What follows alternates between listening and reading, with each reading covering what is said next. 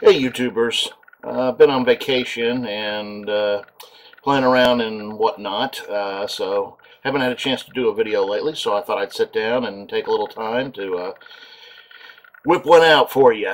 I am going to be discussing one of the scourges of the aquarium world. It is the thing that all of us hate to see develop in our tanks, and I have seen multiple videos out there of ways to handle this, and I'm going to show you the way that I handle it.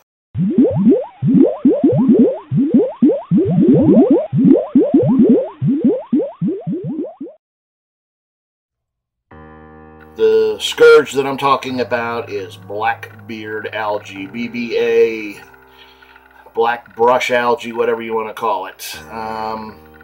We all hate to see it come into the tank, and unfortunately when you're doing high tech and you're pumping in CO2 and highlighting and everything like that, it doesn't take much to get off the mark, and you end up with a bunch of it growing on your slower growing plants and stuff. So I picked up a little batch of it in my 40-gallon breeder.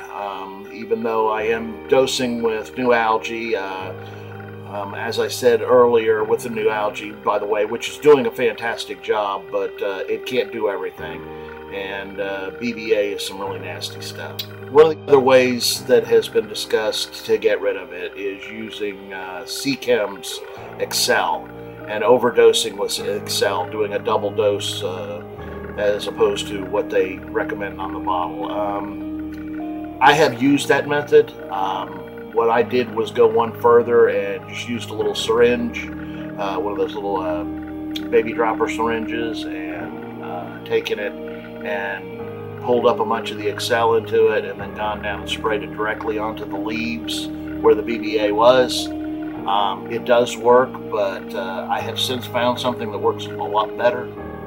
And I know this may freak some of you out. I've heard some of you say, how could you possibly put these kind of chemicals into your tank, because it sounds nasty, but it's peroxide. Peroxide is H2O2. It is water with an extra oxygen molecule attached to it. The byproduct, when you take the syringe of this stuff and put it on the leaves of where your blackbeard algae is, whether it be on a piece of driftwood or leaves or whatever, when you see the bubbles coming off, that's oxygen, pure oxygen coming off. So basically, when you add it to water, what happens is the covalent bond is broken, and it releases the extra oxygen molecule, and what's left is water, H2O. So there is no downside to this. Just make sure that you are using, pure peroxide. So here we're looking at the 40-gallon breeder. Angel's looking great. You'll notice the picture-in-picture in your upper right-hand corner with the bubbles coming off the AR Mini there. That is after a dosing of the peroxide. That's where it's releasing that extra oxygen molecule into the water and leaving water behind.